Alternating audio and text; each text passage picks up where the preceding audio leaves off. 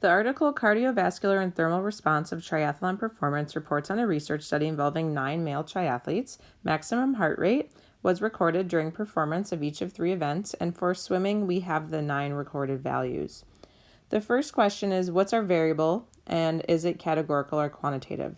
So what we have here is maximum heart rate, and we have a quantitative variable. These are numbers. And so for that reason, we're going to be looking at inference for the population mean, because when we're dealing with quantitative data, we look at means instead of proportions.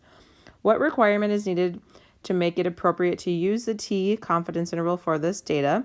So we discussed in the last example that we either need our sample size to be greater than or equal to 30, or we need to have our data come from a normal population.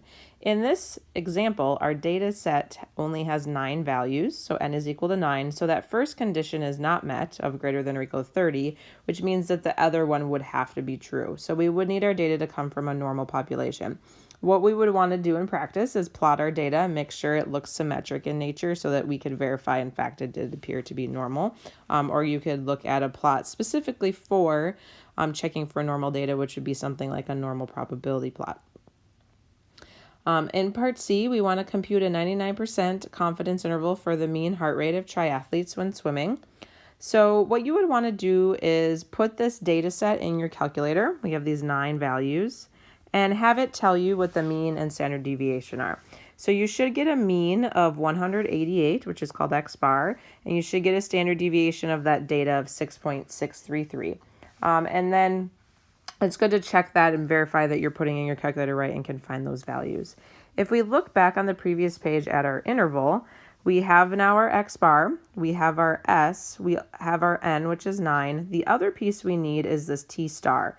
So T star is a critical value that comes from the T distribution where degrees of freedom is n minus 1, and we'll be pulling that number out of StatKey. So we have a degrees of freedom of 8 since n is 9.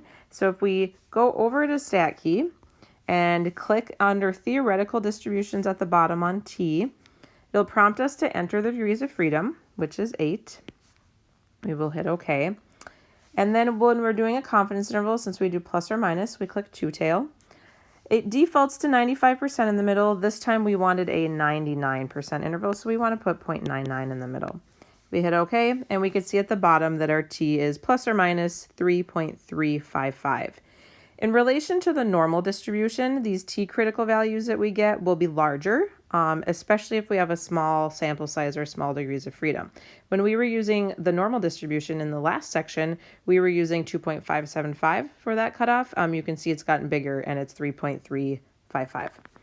So that's where this T star value that you're seeing here is coming from. And so we put it into the confidence interval doing our X bar plus or minus the T times our standard deviation over the square root of n.